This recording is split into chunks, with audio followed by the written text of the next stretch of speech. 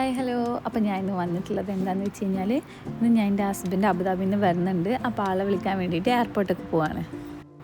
ഈ വീഡിയോ നമ്മൾ അപ്ലോഡ് ചെയ്യാൻ കുറച്ച് ദിവസം വൈകിയിട്ടുണ്ട്. കാരണം എന്താണെന്ന് വെച്ച് കഴിഞ്ഞാൽ നമുക്ക് ടൈം ഉണ്ടായിരുന്നില്ല. മറ്റേത് നമ്മൾ വീട്ടിൽ തന്നെ ഇരിക്കുമ്പോൾ ഒരുപാട് ടൈം ഉണ്ടല്ലോ. ഇതിലൊക്കെ വന്നു കഴിഞ്ഞാൽ പിന്നെ പുറത്ത് പോകുന്നതുകൊണ്ട് നമുക്ക് വീഡിയോ അപ്ലോഡ് ചെയ്യാനുള്ള ടൈം കിട്ടിയിട്ടുണ്ടായിരുന്നില്ല. അതാണ് ഇത്ര ഡിലേ ആയത്. അപ്പം നമുക്ക് ഏറ്റവും ടാസ്ക്കുള്ള പരിപാടി അതിനെ മാറ്റിലാണല്ലോ. അത് കഴിഞ്ഞിട്ടുണ്ട്.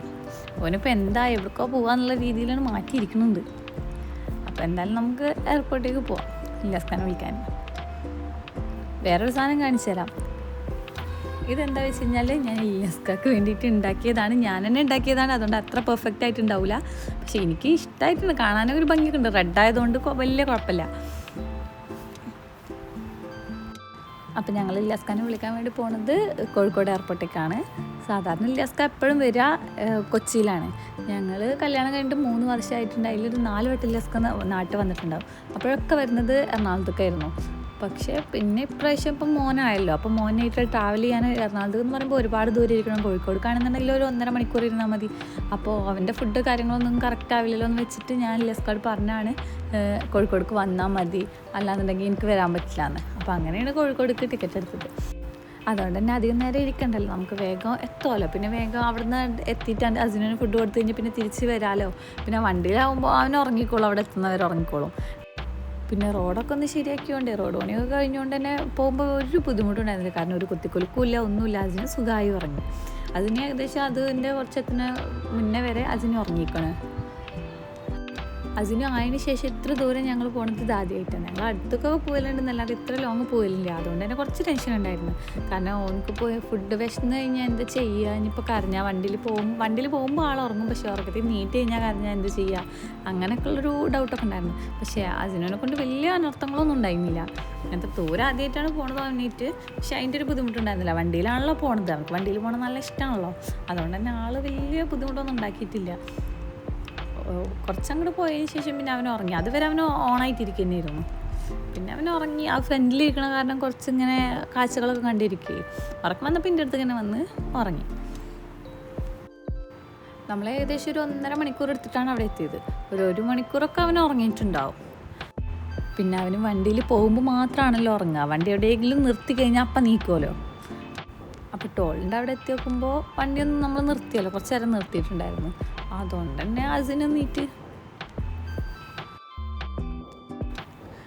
കഴിഞ്ഞപ്പോഴും പിന്നെ ആളെ കൊണ്ട് പ്രശ്നമൊന്നും ഉണ്ടായിരുന്നില്ല. എനിക്കിനി ഉറക്കത്തെ നീറ്റ് കഴിഞ്ഞ് കരയോ വീട്ടിലുള്ള പോലെ അല്ലല്ലോ, അതാണ് ഞാൻ വിചാരിച്ചിട്ടുണ്ടായിരുന്നു. പക്ഷേ അവനെ കൊണ്ട് കുഴപ്പമൊന്നും ഉണ്ടായിരുന്നില്ല. പക്ഷേ അവർക്ക് ഫ്രണ്ടിലേക്ക് ഇങ്ങനെ പോകണം. അവിടെ പോയിരുന്നു കഴിഞ്ഞാൽ ഞങ്ങൾ കൂടെ ഇരിക്കുന്നേക്കാളും കൂടുതൽ കാഴ്ചകളൊക്കെ കാണാമല്ലോ. അതാണ് ആളെ ഐഡിയ.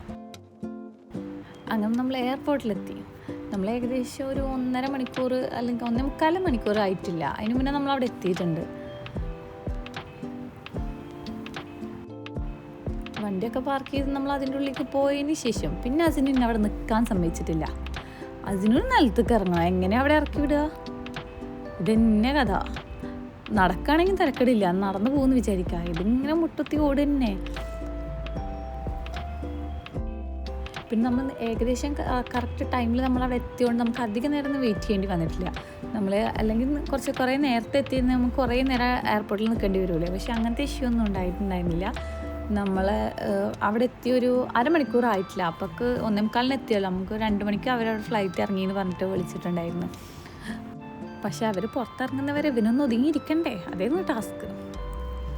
അപ്പോൾ ബൊക്കൊക്കെ റെഡി ആയിട്ട് ഞങ്ങളിവിടെ വെയിറ്റ് ചെയ്ത് നിൽക്കുകയാണ്. ജസ്റ്റ് വന്നു കഴിഞ്ഞാൽ കൊടുക്കുക, കാണാം, അങ്ങനത്തെ ഒരു മൈൻഡായിട്ട് ഇരിക്കുകയായിരുന്നു. അപ്പോൾ നമ്മൾ കുറേ നേരം വെയിറ്റ് ചെയ്തു. ഇനിയിപ്പോൾ അസിനുവിനെ കാണുമ്പോൾ അന്ന് ഡെലിവറി കഴിഞ്ഞിട്ട് 13ാമത്തെ ദിവസം പോയതാണ് ഇല്ലാസ്ക. പിന്നെ വരുന്നത് അസിനുവിൻ്റെ ബർത്ത്ഡേ ആവാനായിട്ടാണ്. ബർത്ത്ഡേക്ക് വേണ്ടിയിട്ടാണ് കുറച്ച് ദിവസത്തെ ലീവിന് വരുന്നത്. അപ്പോൾ അതിനോട് റിയാക്ഷൻ എന്താവുന്ന ഒരു ഐഡിയ ഇല്ല. അങ്ങനെ ഇല്ലാസ്ക വന്നിട്ടുണ്ട്. പക്ഷെ നമ്മൾ ഈ സൈഡിൽ നിന്നുകൊണ്ട് അവരൊക്കെ ആ സൈഡിൽ കൂടെ പറഞ്ഞയച്ചു. അതുകൊണ്ട് നമ്മൾ ഇവിടുന്ന് വീണ്ടും അങ്ങോട്ട് നടന്നു പോയി. അതുകൂടെ ആദ്യം ഞങ്ങൾ അവിടെ പോയി നിന്നായിരുന്നു. പക്ഷെ എല്ലാവരും ഇങ്ങനെ വരുന്നതുകൊണ്ട് ഞങ്ങൾ ഇവിടെ പോയി നിന്ന്.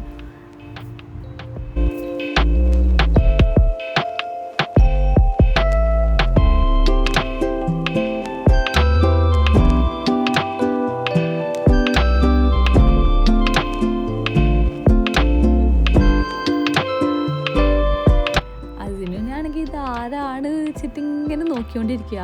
വീഡിയോ കോൾ ചെയ്ത് കാണുമ്പോൾ ചിരിക്കലൊക്കെ ഉണ്ട്. ഈ വീഡിയോ കോൾ ചെയ്ത് ഫോണിലൂടെ കാണുന്ന മനുഷ്യൻ എന്താ നേരിട്ട് വന്നിട്ട് വിചാരിച്ചിട്ടായിരിക്കും ചിലപ്പോൾ. കുട്ടിക്ക് കണ്ട ഓർമ്മ വേണ്ടേ? കുട്ടി വീഡിയോ കോളിൽ മാത്രമാണല്ലോ കാണുന്നത്. അതുകൊണ്ട് തന്നെ വന്ന് നോക്കുമ്പോൾ ഇല്ലാസ്ക്ക് ഇത് ഏതാണ് വെച്ചിട്ടാണ് കുട്ടി നോക്കണത്.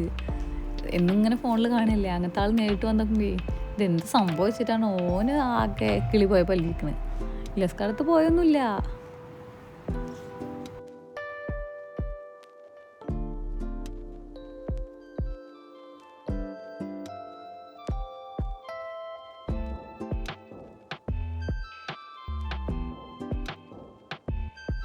കഷ്ടപ്പെട്ട് ഇല്ലാസ്കടുത്തോക്കും പിന്നെ വേഗം ഉമ്മാടത്തേക്ക് പോയി.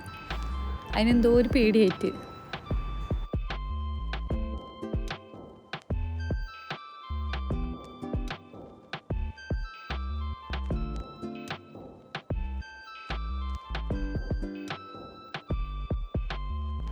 നമ്മൾ വീട്ടിൽ നിന്ന് 12 മണിക്ക് ഇറങ്ങിയിട്ടുണ്ടായിരുന്നു. അതുകൊണ്ട് തന്നെ നമ്മൾ ഫുഡൊന്നും കഴിച്ചിട്ടില്ല. ഇല്ലാസ്ക വന്നിട്ട് ഫുഡ് കഴിക്കാൻ പോകാമല്ലോ എല്ലാവർക്കും കൂടി എന്ന് വിചാരിച്ചിട്ട് ഫുഡൊന്നും കഴിച്ചിട്ടുണ്ടായിരുന്നില്ല.